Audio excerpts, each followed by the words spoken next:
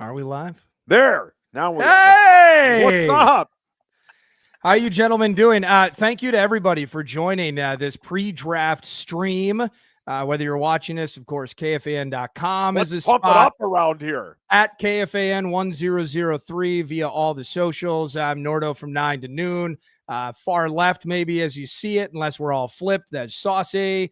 And right smack in the middle, Alec Lewis of The Athletic, theathletic.com. Follow him at Alec_Lewis and read all of his work via theathletic.com.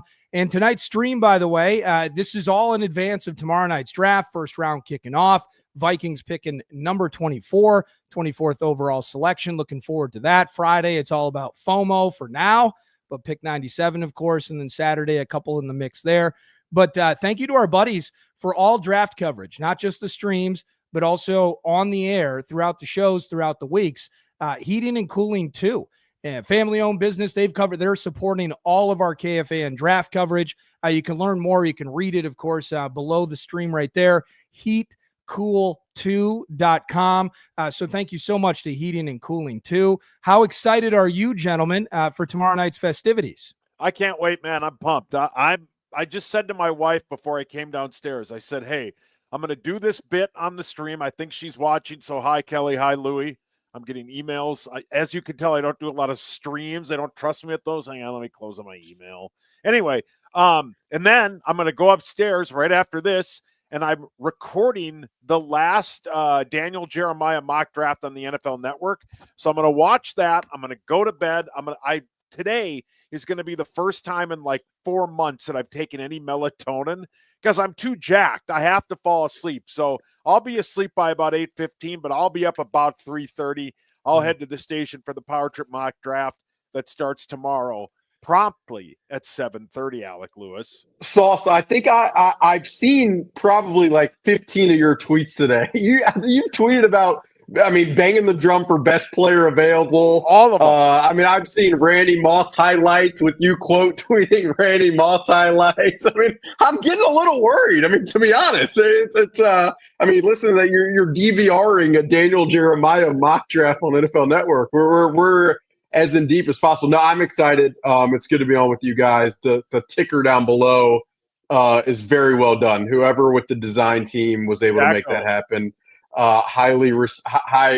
Immense respect for them. But no, it's been an interesting, day, I guess. I've been on the phone a little bit with some people around the league, and you're always tell us about that. Yeah. This time of the draft cycle, when you're on the phone with people, you just never know what to trust and what not to trust. Now, hopefully, the people that I talk to, I've gotten close enough with over time that you feel comfortable with it. But a lot of thoughts about a lot of players going a lot of different directions. And that seems like kind of the consensus from what all of the people who do my job have kind of said is it's really hard right now to nail down ranges for specific players because this draft is very top heavy with like 3 players that are kind of blue chip guys. And then, you got a lot of different rankings depending on, who you are and how you look at ball. So it's an interesting 24 hours we are embarking on. Well, eventually we're going to get to pick 24, and I think all of us at least are going to be in lockstep in terms of just how difficult it is, given how you mentioned those ranges of certain players, the depth or lack thereof of certain position groups, and ultimately how those dominoes fall to get to 24. But I do want to start more NFL at large, and this is a conversation that we kind of touched on at least briefly on Saturday when we were at the auto show. And it's really kind of starting to start at the top, of course, and Shedeur Sanders and how polarizing this player has been. I think his range feels that spectrum's about as broad and as wide as anybody's. But from a quarterback standpoint in this draft, maybe we'll say Shedeur in particular, how much does he alone, just one piece, impact so many other positions? Probably not your focal point with the Vikings per se, but in terms of trying to figure out how first round draft picks lay out tomorrow night, Shedeur Sanders has to be one of the first things that you try to dial in when you're having these conversations.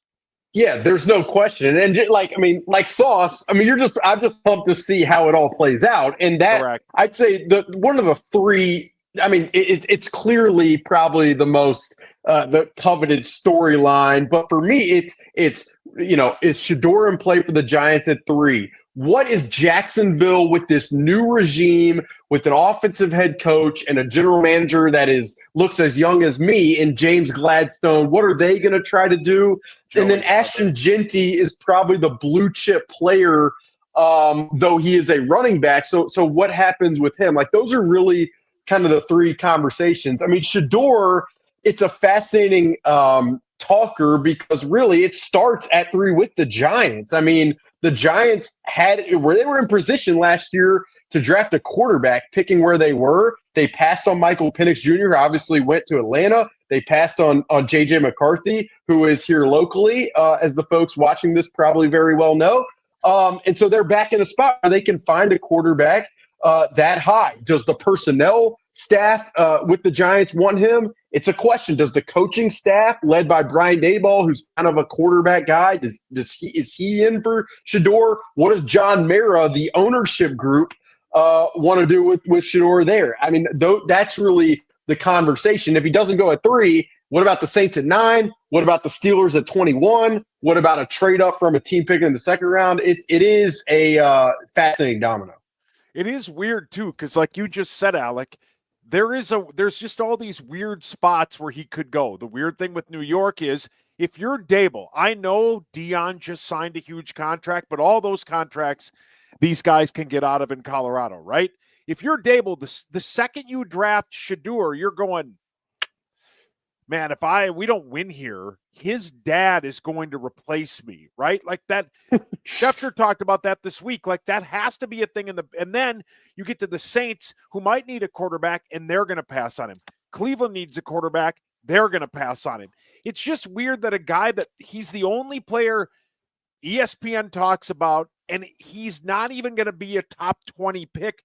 And you know, Peter Schreger today on ESPN, right before I came on with you guys, is basically like, he might not go in the first round. Like, he's such a polarizing player for a guy who might not go in the top 20. It's just a weird thing, right? But that might say that there aren't, as you just said, there's like 3 dynamite players in this draft, and then the rest could be just Pro Bowl players. And that doesn't mean much because, you know, everybody makes the Pro Bowl. But you know what I mean? Like, there are great players, but there are like 3 elite players, and then it's everybody else. And Sanders is going to fall somewhere between 15 and 35, I would guess. The hard part, too, I mean, not to jump in, Nordo, I mean, and I'll be quick with this, but it's like Jackson Dart. I was talking to an executive in the AFC earlier this morning, and it's like he's got a strong opinion about Jackson Dart. Then I talked to someone in the NFC this afternoon who's got a strong opinion the total opposite way. Jalen Milroe, you got people who are like, man, it'd be if we had a coaching staff that can maximize that running ability. I kind of like that. So it's really team dependent, coach dependent, executive scout dependent, which makes it really, really hard to gauge. So as we geez, I waited for you. You just rudely interrupted me. And then I'm not even ready to talk. No, so right. So if we can nail down the idea that the Vikings want offensive line at 24, the Vikings could love interior D-line help at 24, the Vikings maybe in some capacity at secondary. We can talk about the corners and the safeties, all of those things. Nailing that down, Jackson Dart's a good transition because I would say over the last 3 weeks, his steam has really, you want to talk about steam rising. This guy has risen up the charts quickly. So have several O-line names. And that includes a guy that we've been talking about a ton. Gray Zabel, for instance, out of North Dakota State is, you know, that could be just plug and play. And I don't have the ability via the stream here to put text messages or comments. Thank you to everybody for watching and even chiming in. But I saw somebody just, hey, make it easy. It's Zabel at 24. This is obvious. Let's just be done with it and go home. Perfect. Well, we still have about 40 minutes left on the stream, so bear with us. So I hope it's that easy. But, you know, you start seeing these guys' names. It's not just Zabel being available potentially early Friday or late Thursday night. Now it's like, is he going to make it to 20? And, Seattle. Seattle's a spot where a skill player could go. Or they could go get a beefeater in Gray Zabel to help support that operation. And Sam Darnold, by the way, out west. So Jackson Dart's a name that has kind of muddied the QB waters. Once it was 2 guys, now it's 3 for sure in that conversation. And now with the O-line, guys like Gray Zabel climbing those charts, which further complicates our conversations at 24.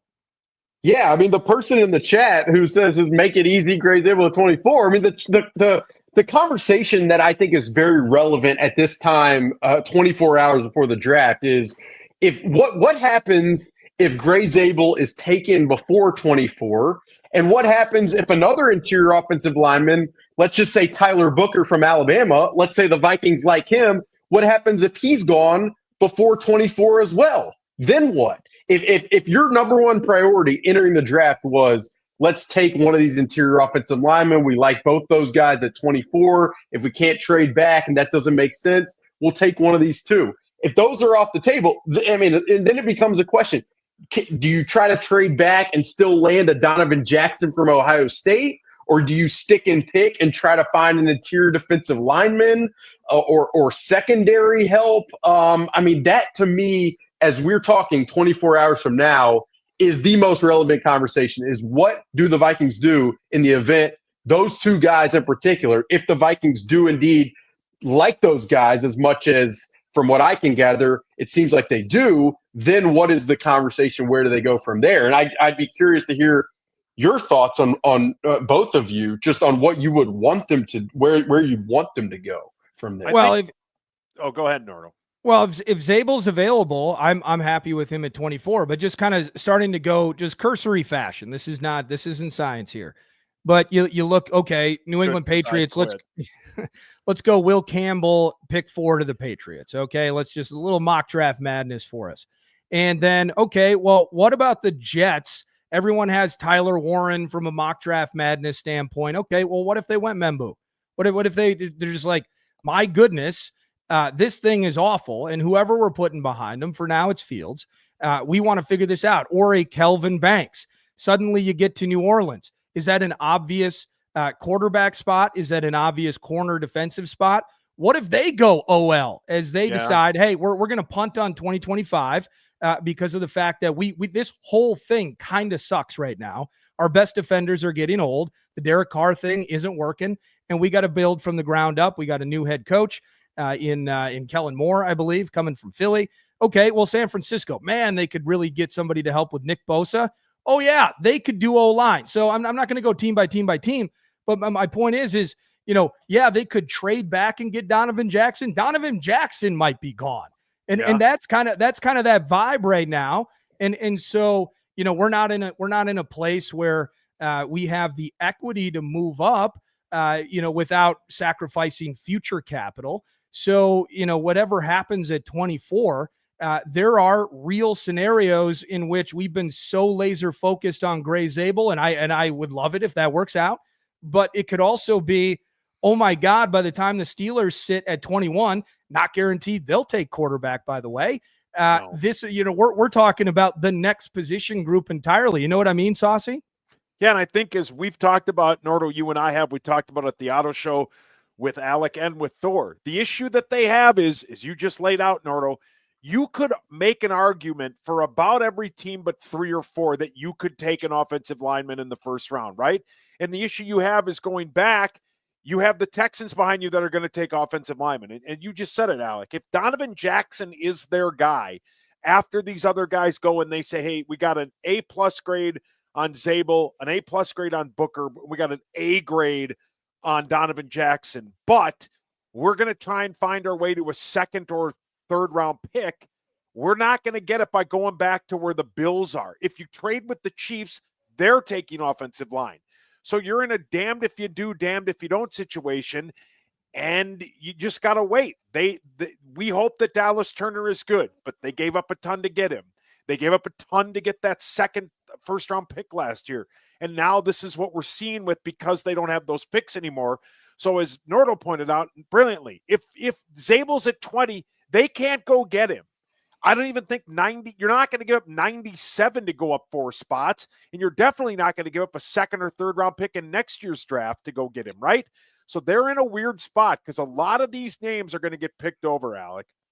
It would be kind of fascinating, and I have to say, like, I have not heard anything to substantiate this, but it would be kind of fascinating if they're like, if we get to 17, we could get Booker or Zabel, and if all it's going to cost us is a 4th round pick, I mean, it would be fascinating to see them do what no one expects them to do by using a pick from 2026. Obviously, I would be absolutely stunned if they traded some of the capital they have in their 4 picks now. But it really, like, the conversation that you just brought up, Sauce, to me is a relevant one, because if you say, okay, Zabel and Booker are off the board and we like Jackson, but we're going to try to trade back and still get him, and then someone snipes Jackson, then what do? Then you might not be able to get other guys you might like a Derek Harmon, or like another, a secondary option that was there for you that is no longer there. So it is,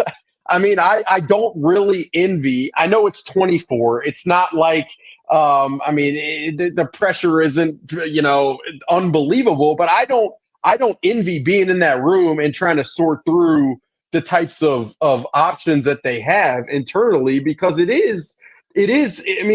can get dicey with choices that they make. So from an O-line perspective, that's where we're at there. Now, I saw, and he mentioned, Saucy did, I'm just saying he, as in everyone knows who I'm talking about. Sauce did earlier about Peter Schrager saying something on ESPN. And I think I saw something from him in a mock draft form fashion.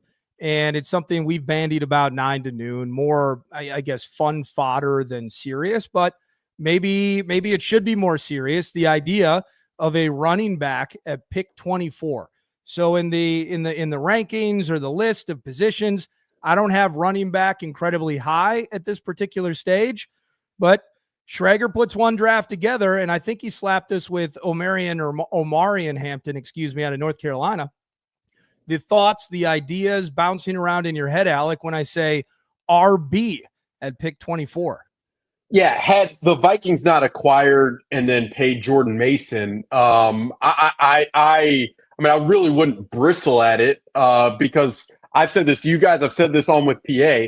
Of all the prospects I've watched in this draft, the 2 that like excite me the most just on film, that I just stand out of my chair and I'm like, this guy's I like watching this guy. It's Omarion Hampton from North Carolina and Walter Nolan from Ole Miss. I just love the freakish nature of both of those guys. I'm not an elite film watching mind, so take it please for what it's worth. But when you've paid Aaron Jones for 2 years at $2 million a year, and when you've acquired Jordan Mason and paid him what they're planning to pay him the next couple of years, it's hard for me to envision running back making sense at that spot when they have as many other people always say best player available, but it's like within, reason. Running back in the first round is already a conversation that is worth having, and then adding another to a room that currently is has the 2 guys that they have. It's a fun thought, but I'd be surprised. I'd be surprised. Well, and I think the other thing is I don't think he gets past the Broncos at 20. So I think they'll take care of that being any kind of thought. But I think if he is there, as we've said, and all those other linemen are gone, they won't go, oh, Hampton's there? Okay, cool. They're going to be more professional than that, but like they'll think about it. They'd have to think about it, because I think what they have seen is like you've got an offense that even if you don't draft a guard in the first at 24 and 97, right? You still have a very good offensive line on paper. So adding a stud running back, Nordo has talked about it for years. They aren't good with the run. They can't, as 3rd and 3, they're in trouble, right? They can't generate a lot of running. They barely get any rushing touchdowns. So I don't think it's off the board. And I don't think, like we talked about, Nordo, when I was texting with you earlier, Schreger 2 years ago said that they would possibly take Bijan Robinson or they would take Gibbs. And he was right. They like They both. love they yeah, Correct. they love both of those guys. So Peter isn't making it up, but that is something you'd have to think about. And as I think, and to your point, Nolan is a monster. I think Nolan could go as high as 12 to Dallas. And I just think like there are these guys that are going to come off the board. And let me ask you this as we flip to a different conversation. Who do you think, like last year we were sitting there and nobody saw Penix going 8? Who do you think is the surprise team? And is there a surprise name that you could see go higher than a lot of people are predicting? I mean, it's crazy to say this, but like it might be Zabel. Like it actually might be Zabel because he is not only, the guard, but he's played tackle. He could probably play right tackle in the future. He could be a center, and those guys can be taken in the first round in the teens, and that's very sensible. So, I mean, I don't know how high that would be. The 49ers at 11 are like a really interesting team. They have, this offseason, they've transitioned so much talent, and just shifted that roster. So what they're going to do is going to be very interesting. Like Nolan maybe could be in play there. Jade Barron, a tackle could be in play there. It wouldn't be crazy to me if Zabel was in play there. But I'm trying to think of other guys. Like I said earlier, if the Vikings like Zabel and Booker, and those two guys aren't there at 24, then maybe it's Oregon's Derek Harmon. But what if a team like Atlanta is sitting there at 15 and they like Derek Harmon and then he's gone? I mean, again, this is what having these contingencies and thinking about players that you like. I mean, we haven't talked about safety at all. And one of the most popular mock draft selections, if you read around the internet, is safety with Malachi Starks from Georgia and Nicky Manwari. I have not. I just believe that the Vikings really think highly of Theo Jackson and pairing him with Harrison Smith and Josh Metellus. But it's probably a worthwhile conversation if as many people have that spot as a pick as they do. So a year from now, just going down the safety road, then I want to transition to another position group, actually just defensive tackle, because we're hitting on Harmon, we're hitting on Nolan. That's kind of the route that my mind is starting to go with pick 24 tomorrow night. But back to safety, early on, I saw one of the first, I don't know if it was Jeremiah, whoever it was, but they put Malachi Starks at pick 24. And I did start thinking about it. And yes, they like Theo Jackson. Cool. I like Theo. That's great. I think Saucy and I had him on. You may have been on the perch with us. I don't remember, Alec, last summer when we had Theo Jackson on. He's out there making plays. Everyone adores the cat and they know his potential, and that's cool. However, you mentioned the way that it's set up this year. I love the triumvirate now post Cam Bynum of Hitman and Theo. I'm going to trust in Theo, and then you have Metellus. Metellus will probably get re-signed by the team, but he's entering his final year of his deal. And Hitman's on a year-to-year kind of walking off into that sunset vibe right now. A year from now, we could very much need a safety in this mix. So I've actually been higher on the idea, one way or the other, of finding a guy that could potentially be, whether he's making plays week one. I think there's some Lewis Cine fatigue in this conversation as well. But in the end, I'm thinking maybe a year from now, if Hitman's not in the mix, that we already have that guy to be the third option, the third working within the back end of the defense. Sauce, what do you think about safety? I mean, I think I agree with everything Nordo's saying, but I just don't, there's two of them in this draft, and this is just my rube opinion.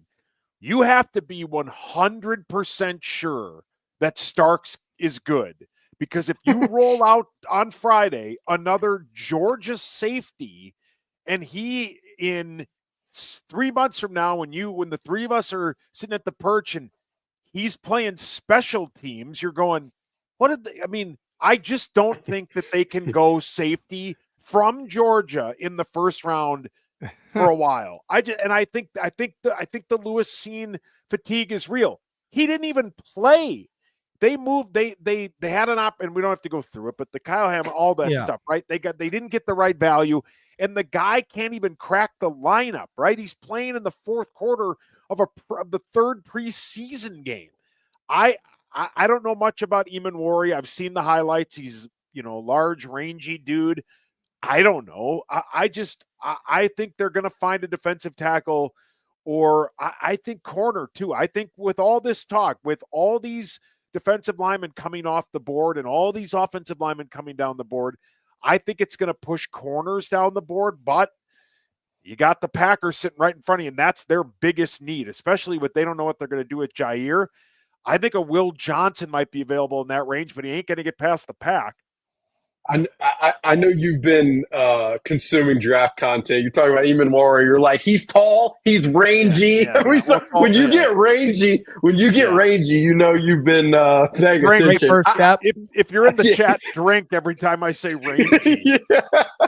No, I will say, I mean, my mind when we think about that conversation goes to sitting in West Palm Beach at the owners' meetings with Kevin O'Connell, and yeah, it was lovely at the Breakers Hotel. Trust me, phenomenal. I've heard. But Kevin O'Connell, someone asked, I can't remember the question, but I do remember him talking about best player available as a concept. And he said, yes, you want to be in a position to take best player available, of course, but those first round picks need to have immediate impact. Like he said that. And so the hard part for me with safety in particular is unless there is an injury, which nobody would want. And I again, like just to underscore it, you heard what Harrison Smith said the other day about Theo Jackson, and that was not just fodder. Like he truly believes that about his teammate and that Theo could be a really productive every down player in the NFL.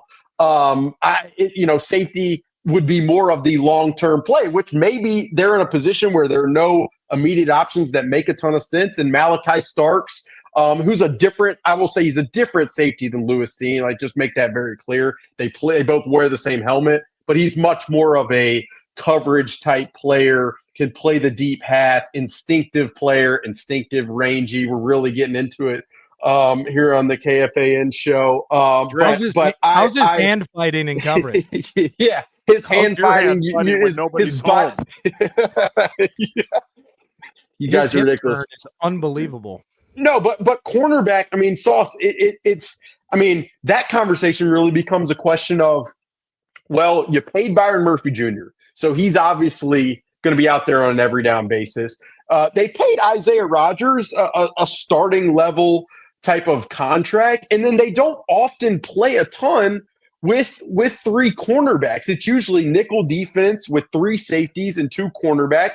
At times, they will have another corner in there, but if they still believe in the development of Mekhi Blackman, they signed Jeff Okudah of potentially Dwight McGlothern, the undrafted signee that they had last year, then does it make sense to use that large a bullet at that spot? I mean, it's a conversation for them to sort through. Jahdae Barron fits the system so well. Like, I'm just going to say that. He has short arms or whatever, and people talk about that. But he is just like the classic perfect fit. And had Byron Murphy Jr. not come back, my mock draft probably would have been Jahdae Barron because he could have probably stepped in and filled that type of role. And I will say to have two of those guys would be interesting. But yeah. Now, from a Steam standpoint, Jahdae Barron is another guy that's kind of rising up the charts. I just kind of flippantly threw him on the Packers about a week ago. Like, I just think he's going 23. We'll see. I've seen him in the teens. Again, you mentioned it early, that the spectrum and where these guys can fall or rise to is a very broad, and that's what makes this interesting. I do want to get to corner, though, before we finish. Defensive tackle. You were talking about how high Nolan can go, and Saucy kind of alluded to where I was going, is that if there is that apocalyptic, if you're a Vikings fan, it's apocalyptic, and you're a Gray Zabel fan, it's apocalyptic, that run on O linemen, and everyone's just like, what the hell are we going to do at pick 24? Well, the more O linemen that go, the more depth then becomes available at other positions, including D tackle. And that kind of brings me back to when you were in and joining 9 to Noon a couple of months ago, and we were throwing out names like, wow, I just watched a YouTube video on Kenneth Grant. Wow, and then learning about Mason Graham, and sounds like he's probably going to land somewhere top 10, that sort of thing. And then Walter, oh my goodness, I don't know when the last time, Pac-12 / now Big Ten produced a terrific pass rushing guy, but Derek Harmon, go Ducks. You wouldn't believe how good this guy is. So the depth of that position is such where if there is an apocalyptic run for you Zabel fans at 24 for O-line, then defensive tackle instantly becomes an A topic for me. And I start thinking about the Kenneth Grant types again, don't you? Yeah, I mean, no question. That's where my mind goes. It really, the way I've looked at this for probably a month now is I expected trenches both with 24 and 97, and I kind of, I mean, the way I have thought about it was you go interior offensive line at 24 and then probably defensive line at 97. But to your point, if there is a run on some of the interior offensive linemen that the Vikings like, then you turn to the interior defensive line conversation and idea. For me, then it becomes a question of, okay, which of these guys is the fit for the Brian Flores defense? That's the first question. Derek Harmon for me is kind of a no-brainer. He is, the measurables are probably 6'5", 310. He can rush. He had one of the highest pass rush win rates in all of college football last year. He can play versatilely. He's versatile all over the front, which you guys know, having watched Brian Flores. He loves that type of player. And so for me, he's just kind of a no-brainer of a fit. Walter Nolan, I think there's external conversations with him. How much does he love it? That type of stuff that other people have reported. So I'm not the first person to kind of wade into that. And then Kenneth Grant, I mean, I see the vision from, I've heard his name from a lot of fans, and it's, this guy could be our Dexter Lawrence. First of all, to expect anyone to be Dexter Lawrence, just hold the horses. Second of all, Brian Flores with the defensive tackles that they've signed this offseason, it has not been the nose tackle types. It has been, Jonathan Allen, who's like a touch over 300. It's Javon Hargrave, who's a touch over 300 pounds. Kenneth Grant is close to 330, 340. It feels like Brian Flores is kind of shifting away from that. And then if you were to bring in a Kenneth Grant, then it becomes a question, well, then what happens to Harrison Phillips? What is his role at that point? You extended him last year. So if you're the personnel staff and you just extended him and now you're letting him go, I mean, that kind of becomes a worthwhile discussion point for me. But if the interior offensive linemen aren't there and Derek Harmon's sitting there at 24, I could see it for sure. Are there, like we've talked about when we were at the auto show, Alec, and you just named three of them, are there 3 or 4 locks that if they're there, they stay, and the rest, they're going to try like hell to move out, and they care how far back they go, but there's a point where they don't care who comes up for what, right? And I mentioned if they want an offensive lineman, Donovan Jackson, they can't go too far. But if they don't have a high grade on Donovan Jackson, and they say, hey, we like, is it Siobhan Ravel, the East Carolina corner? We can get him probably in this early second round.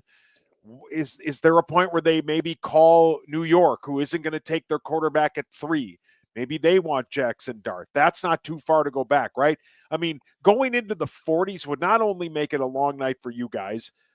We'd have to call Nordo because his guy'd be upset that he'd have to be. That's a long time for nothing. It's opening a package of nothing. That sucks. You want to? I'm being serious though. They want to get a pick, but can you find a way where like maybe they go to 33 and then they get something? They get a really good pick to move that far back. Is that a range you see them going? Yeah, I mean, I would say I wouldn't expect them to go much further than that. I mean, 33, 34 is probably about as deep as you could go and both make it make sense and to sell it to everybody involved, be it personnel, coaching staff, ownership, fan base. I mean, that 34 is probably as deep as you could go. Now, if those players that you feel like are locks for you, and I wouldn't call like Gray Zabel, Tyler Booker, locks per se, but I would feel pretty confident if those guys were on the board that the Vikings would have interest in them. So if those guys are gone and you feel like, we're iffy on Kenneth Grant, but we like Donovan Jackson, just not at this spot. So let's go back to 34, and you could get an extra day 2 pick. I mean, the meat of this draft. You talked to again. I've been on the phone today with people across the league. The meat of this draft seems to be from like 20 to 70. So if you could add, let's just say 65 to then go 34, 65, and then 97, and try to find 2 starters out of that with 5 picks or what have you, I think you'd end up feeling pretty solid about it. But I'd be similar to being surprised by like an E-Man Worry at 24. Kind of, I would be surprised by if they were to trade back all the way to 40. It's just this is a roster that injected with more impactful youth you can really start to dream on. And 40, I mean, you're dealing with guys like a Savon Ravel, who I know a lot of people like. I would never probably mock him to Minnesota at this point, but guys like that come with questions, both health and otherwise. So if the meat of the draft is between 20 and 70, does that inhibit the Vikings' maneuverability in moving back, though? I mean, if teams are putting together draft boards that are saying, my 25th ranked player really is a hair away from being 35 or 40, why would I offer up a day 2 pick to move up 8 or 9 spots when I will likely still have my pick of the litter? The trade back and I want to trade back for more picks. I absolutely do. And I hope that the return's a little bit better than what we saw a couple of years ago. But it does give me pause, at least from a how likely this is type of scenario, where I'm thinking if I'm the Chiefs at 31, as Saucy had mentioned, and O-line might be one of their targets, certainly might be. If I'm early in day 2, I'm starting to look at like the Giants and that pick, et cetera. I'm thinking if it is truly, and I've seen a lot of people say it, and it totally makes sense to me based on what I've looked at, I'd have a hard time. I can't flip a third. I can't flip a late second. I don't have every team's additional picks in front of me. I think it might be really difficult for Kwesi to just back out of 24. Yeah, it's not going to be easy. The saving grace would be if a quarterback that one of those 2 teams, like in Cleveland or New York, picking at 33 and 34, starts to slide and they feel like, let's just say, for example, the New York Giants and Brian Daboll really likes Jackson Dart. And, they're getting worried that maybe the Saints are about to fly up the board to try to find Jackson Dart. So let's get to 24 and do it right now. Then the Vikings would probably be able to move out. But yeah, I mean, it's hard to envision a team. I mean, like a team like the Bills or the Chiefs would have to just be absolutely in love with some player who's available, and the offer would probably have to be, exceptional. I'll say this too, like the Cleveland Browns typically have not moved up the board. It's not something that under Andrew Berry they've done a whole lot. Now, again, quarterback makes you do some different stuff. But yeah, for me, you're probably banking on a team not picking quarterback at the top, but thinking they need to get in at the back of that first round to kind of beat another team, and that's how you would be able to probably convert a trade back. Off the Vikings, this is the first draft in the common draft era where every team has their original pick, right? I think there's going to be some fireworks tomorrow, and the 2 teams, and you mentioned one of them, Alec, that I think is going to find a way to jump up the draft board is the 49ers, because they need cheap, not, relatively cheap young talent at about every position except for quarterback.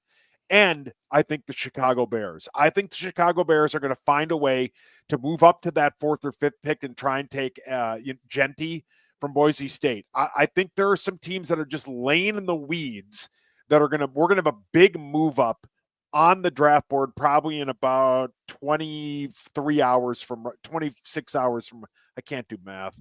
I've been up since 4:30. But you know what I mean? Like 4th or 5th pick, I think is where the fireworks start. Your thoughts? I'll say, I What a mean, disaster I am. the fireworks could start at 2. I mean, if Cleveland looks at their roster and they say, yes, Travis Hunter, one of the most special players in college football we've ever seen. The guy said he's up since 4:30. If Cleveland were to say, you know, we're so far away, and another team's willing to come up and trade for Travis Hunter and give us the sun, moon, and the stars, then maybe something crazy would happen at 2. But I will say this, like, I had a conversation with a scout in the NFC earlier this afternoon. He said, to this point, this has been one of the most boring, he said this, one of the most boring lead ups to a draft that he's ever had since 100%. he's done this. And so it feels like it's a lot of trying to force, I mean, like with some of the stories, it's trying to force juice and action and all this. So hopefully within the next 23 hours or whatever you just said, trying to do math, there is some activity because, it'd be cool to see some flurries happen. You know, final handful of minutes here. Thanks to our buddies at Heating and Cooling 2, heatcool2.com. They've been bringing all the draft coverage on KFAN, and they've been a terrific partner and a companion in this. Thank you to those guys. Final 5-10 minutes left, somewhere in that area. But, you know, you mentioned the Bears and moving up. I'm glad that was brought up because the Bears, I've been putting the Mizzou Beefeater Membu to them. If Genty falls, I don't think he's going to fall though. And I'm just because you mentioned how boring this draft has been. Teams like the Bears have been locked in since second one. Like, that's just obvious what they're going to do. Why do we even have to wait until Thursday? Just say it. Just tell us already. But the way things are lining up, Genty to Las Vegas, Genty, you know, I've seen people, I don't think it's going to happen. I think they still like Etienne and they got enough needs in Jacksonville. I don't see Genty going there. But I could see the Mizzou lineman going early. And then I could see the Bears in a spot where they are very much now open to defensive options and BPA, et cetera.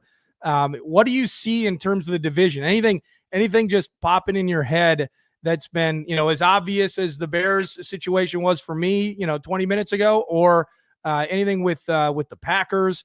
I think they got to go edge to complement Aiden Hutchinson in Detroit. Could go interior O-line as well. But, in terms of the division, whether we're getting sniped at 23, what's on top of your mind, Alec? Yeah, the thing I'm thinking about is Brad Holmes' draft history has been one of the most unbelievable. I mean, they've had in Detroit one of the most ridiculous runs of draft, success over the last 5+ years. And you look at it, and you look at any research that has been done, and it would tell you that, like, having success over a 3-year period does not dictate that you're going to over the next 3-year period. So really the interest for me is, who does Detroit take? Because they've been so on it, trying to hear, why they took a certain player or did not. I mean, before we're talking, they extended Kirby Joseph, our favorite safety, who's always very physical on the back end, to put it lightly. They extended and paid him a lot of money. But if they end up going interior O-line or something like that, that would be a spot where Donovan Jackson, I'd wonder if he would be in play there at 28. And how would you feel if, you traded back to 33 hoping to get a Donovan Jackson and then Detroit were to snipe him or something like that? I mean, that would not make you feel really good. Chicago, yes, it's interesting. I don't think there's any chance Genty gets there. I also don't really think Armand Mimbu from Mizzou is going to get to 10. Might not even be anywhere close to that. And so, it sounds like they might even try to trade back Chicago. Like, the amount of calls I've had today where it's like, I think, the Falcons want to trade back. The Bears might trade back. I mean, but with who? Like, who's flying up the board? That hopefully provides some action to this whole thing. What do you make of your co-worker Diana Rossini and the Kirk Cousins bid, and him possibly coming? I mean, they'd have to trade for him and the money and all that. What do you make of all that? Yeah, I would say this. Do I think that Kirk Cousins would rather be the backup here than Atlanta? Yes.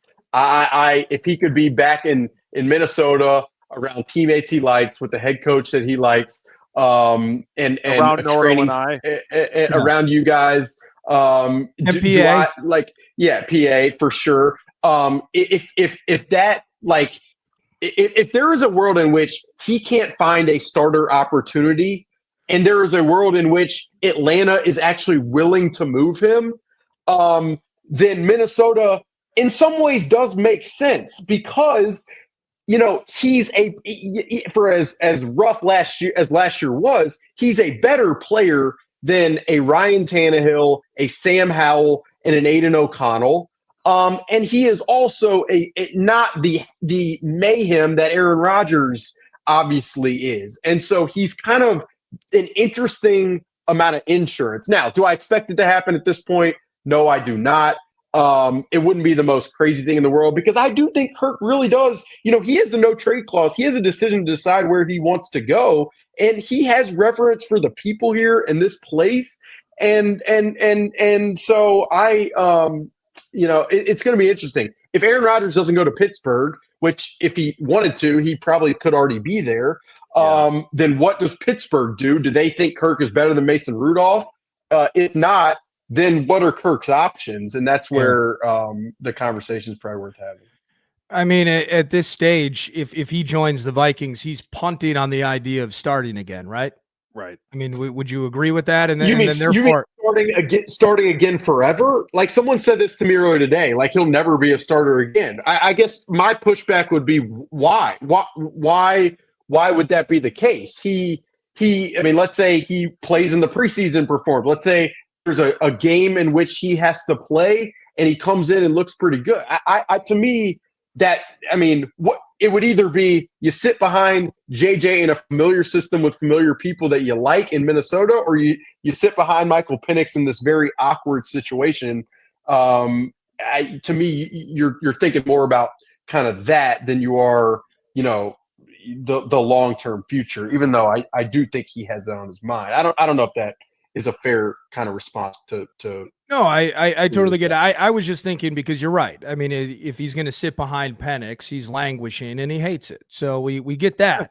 But the idea of changing teams for ultimately, in some ways, a like-kind situation, but it's with his buddies and he used to be here. And, how much does he value that 6-year stretch versus us as fans thinking he values that 6-year stretch and the connections that do or don't exist?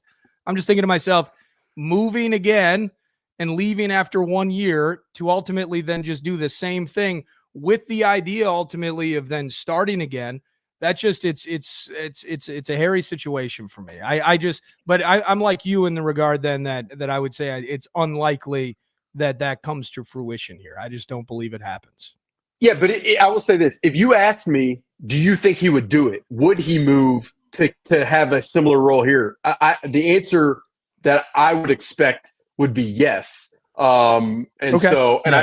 I think is a reflection of how kind of ready he is to get out of there once he sees which teams draft certain players or what have you. But I mean, the Vikings backup conversation, I expect this team and Kevin O'Connell, with how much they value that position, to have a clear plan and approach for what they're going to do alongside JJ McCarthy. So if we find that out in the next few days, that'd be great. If it's after that, that'll be good too. As we put a bow on things here with heating and cooling too, our pre-draft stream, by the way, and on Saturday, I just want to promote this. Saturday, Saucy and I we're kind of wedged. It's hard to believe that they got the motorcycle twins somehow shoehorned in between wild coverage. We got Beyond the Pond on Saturday at 10, and we got game 4. Why am I stupid? Game 4, excuse me, on Saturday. Extended wild pregame starting at 2. Ultimately, puck drop shortly after 3 in St. Paul. Noon to 2, Saucy and I are doing another heating and cooling 2 draft stream.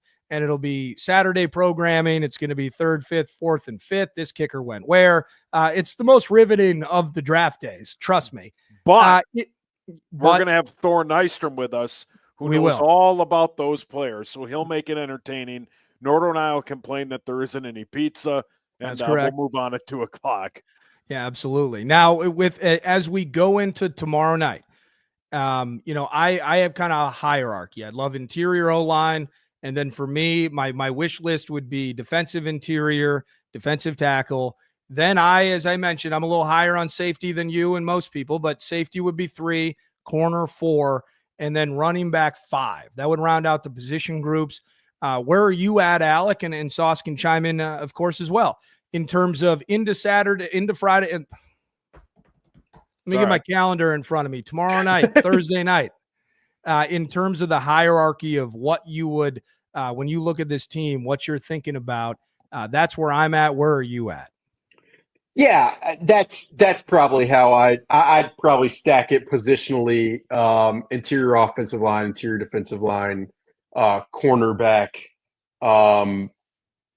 safety, receiver-ish type. That's probably what I'd say. And then later, no, and I'd say later in the draft just to put a bow. And if I'm not on, I'd expect some late round receiver maybe being possible there.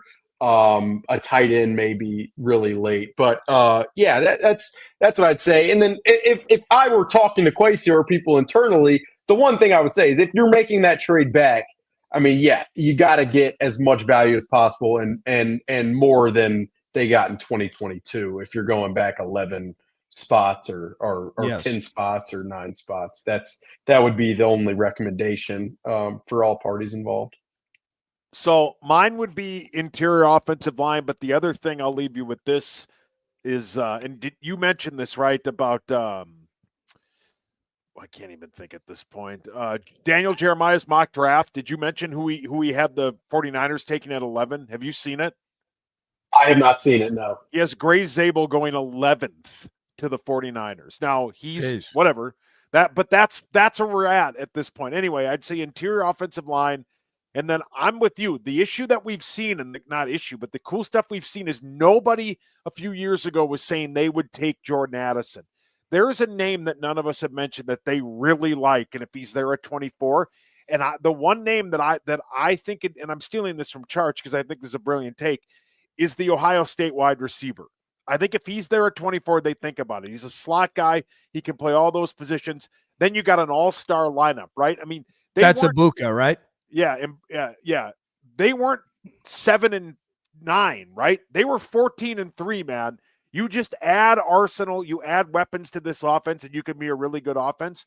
I just like skill position players at a first-round pick, but I'm Booker or Zabel, like you said, Alec, and then I'm whoever else after that, whatever corner. I'm fine with whatever, but I think it'd be interior offensive line, corner.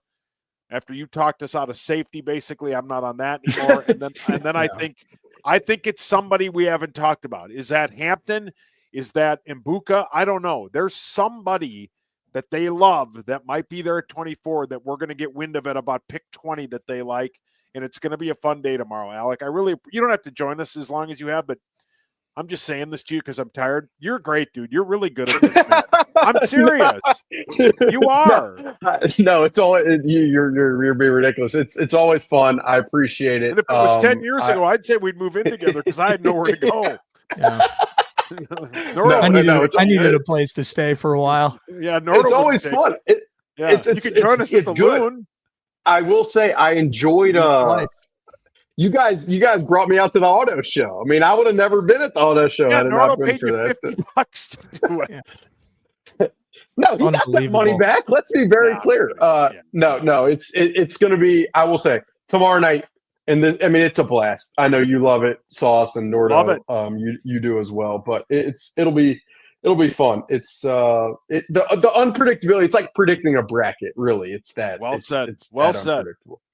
So as we do part ways here, what is it that you're doing on draft night? What kind of things can, from a content perspective, people consume? You're probably going to be at US Bank Stadium, or maybe you'll be in Eagan, wherever you're going to be. What are people potentially looking forward to hearing from you starting tomorrow night? Yeah, appreciate you asking. I will be in Eagan at the TCO Performance Center. Kwesi and Kevin O'Connell will talk Thursday night after they either pick a player or do not. And so I'll have, a story on kind of what went into the decision. Thursday night, I'll have stories for Friday and Saturday of best players available, fits that I think for both of those days. And then probably do an episode of my podcast on Friday morning, kind of recapping everything. So nonstop. This is, I'm taking some time between calls today and tomorrow. Just, relax, get the mind right. Rangy, body control. It's what you got to do. Drink. Get the terms right. Absolutely. Hang on 1 second. Let us drink. You said you were going to take tomorrow off. I was like, what? Why? I'm getting punchy. I got to go say, my son's got to go say goodnight to me, so I got to go upstairs. Hey, an H2O cheers to everybody for watching this, whether it's via Facebook, it's Twitch, it's YouTube, following us on social channels at KFAN1003. Thanks to Nick Madden and Zach Halverson for all their work and putting the cool graphics and really making this thing pop for us. And, of course, thanks to Heating and Cooling, too, for presenting all KFAN draft-related coverage and content throughout. Learn more. They're great at what they do. They got cool deals going on. You can go to heatcool2.com. And again, noon to 2 on Saturday. But tomorrow, a power trip mock draft for the ages. When does that start, Saucy? 7:30 to 7:30 to the end of the show. We got Lieber, we've got Charch, we've got Sinekin, we've got Bosberg, we've got you, we've got PA. You guys are probably going all draft except for maybe 1 or 2 segments tomorrow. Yeah, we're going to have Courtney Cronin on the Bears. We'll have Dan Miller on the Detroit Lions. We're going to have Lieber in the mix. We have all sorts of things going on. We have, as a matter of fact, a guy, again, right here, Alec Lewis. I thought he was taking tomorrow off. Well, if you I'll be on the golf course at some point tomorrow, either chipping or putting to clear my mind. I'm going to tell you that right now. Man, you got noon to 3 program written all over you. Go hit a bucket of balls and then go back to work and cover the draft. What a life. Just me, or does my face look like Mr. Potato Head's body? It's so I wasn't gonna say anything. Man, does this camera add 70 pounds? All right, I'm gonna let you go watch Daniel Jeremiah's mock draft. Cheers to everybody. I like how I asked you if you knew who we picked, and it's on right now. What an idiot I am. I gotta go. Oh, thanks, Heating and Cooling, too. You're the best. Thank you for watching. Everybody, appreciate your support of the fan. And starting at 7:30 tomorrow, a Power Trip mock draft. Thank you, Alec. Everybody have a great night. We have the preferred service agreement with Heating and Cooling 2. I've been around Heating and Cooling 2 for probably 15 years. When the technician first came out to the house, I was very comfortable. He was on time. He was very helpful in helping me understand what I needed to do. I would recommend them just because they take so much pride in what they do. They just show a lot of respect to the homeowner. I would absolutely refer people to Heating and Cooling 2. My sister-in-law